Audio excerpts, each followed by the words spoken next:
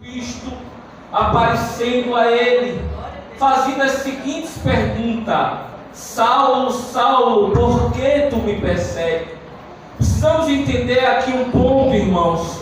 Quem persegue a igreja de Cristo é como se estivesse perseguindo o próprio Cristo.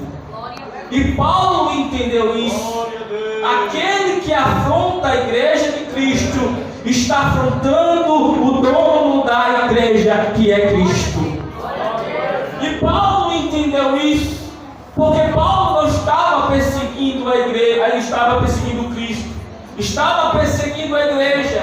Mas quem persegue a igreja, persegue o dono da igreja. A Bíblia diz, ou a tradição diz, que Paulo era doutor da lei. Ele fazia parte do Sinédrio, que era composto por 71 judeus.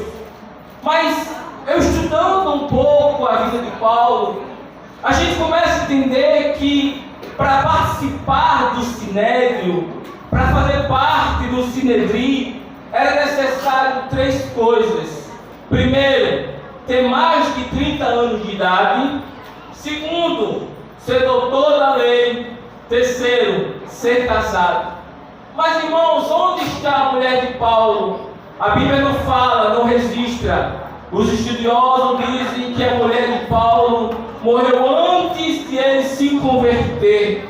Havia no período de Paulo também, irmãos, 2 escolas farisaicas. Um chamado Shammai, que era mais radical, e a outra Hilel, a mais liberal. Hilel era avô de Gamaliel, cujo pai foi instruído e ensinado. Gamaliel dizia que o Messias seria fariseu.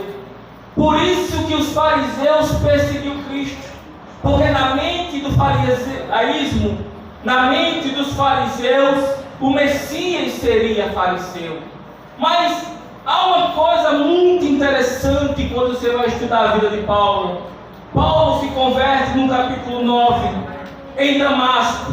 Ele passa, depois que ele se converte em Damasco, ele vai para a Arábia, passa 3 anos na Arábia. Depois ele retorna da Arábia para Damasco e depois vai para Jerusalém, porque ele tinha um desejo muito grande de conhecer os apóstolos de Cristo. E depois que ele vai para Jerusalém, ele é ameaçado de morte. E os irmãos pegam Saulo e enviam para Tarsus.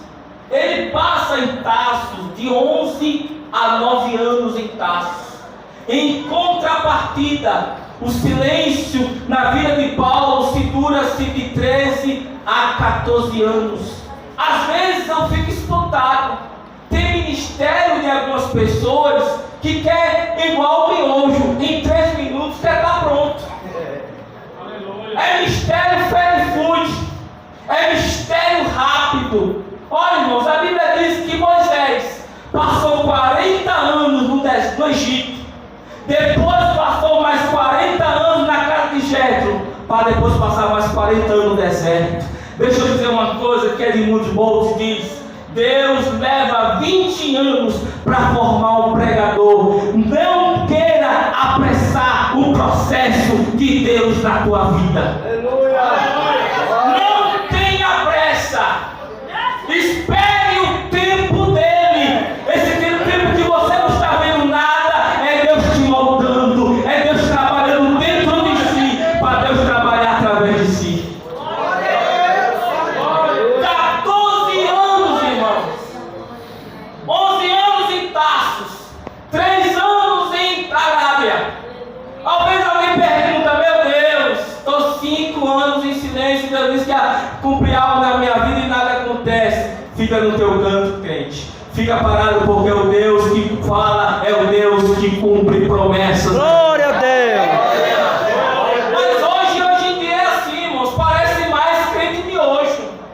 Fast food, converteu hoje, já quer pregar por aí. Aí bota na internet, agenda aberta. Eita, crente, espera o teu tempo, porque Deus ainda precisa moldar o teu caráter. Deus precisa moldar o teu caráter.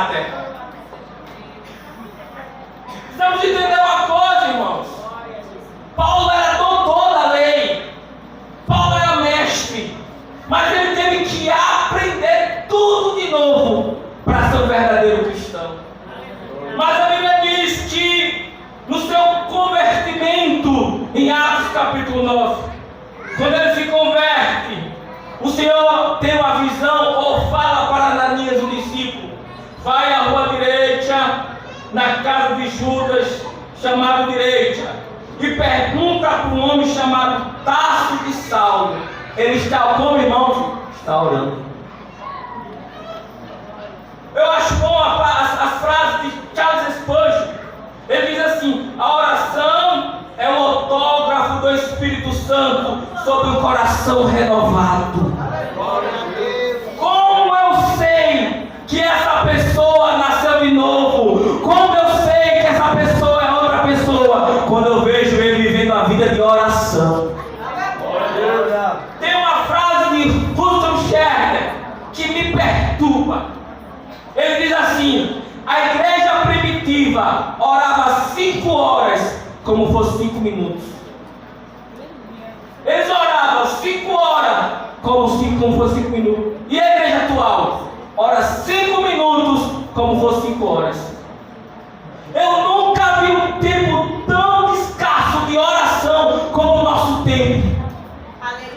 Teve um presbítero, chegou para mim e disse: irmãos, eu não consigo orar 5 horas. Eu olhei para ele e disse: meu filho, você tem que se converter, porque a ortografia que você é uma nova criatura. O sinal é um crente que vive em oração. Aleluia! Glória, agora diminuiu, né, irmão? Porque quando falamos de oração, o negócio é estreito.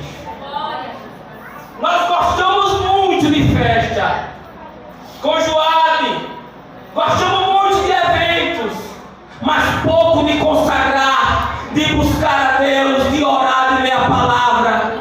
Glória a Deus! A ortografia na vida de Paulo era uma vida de oração. Olha que Deus disse: ele está orando. Aí Deus chega para Ananias chega para Deus: mas Senhor, tu sabe quem é este homem? Esse homem é matador de cristão, é lampião da Judéia, o cabra é bravo, pode ver um cristão que ele mata a foice. Aí Deus chega para Ananias: Ananias, vai, porque este é o instrumento que eu escolhi para levar o meu nome perante toda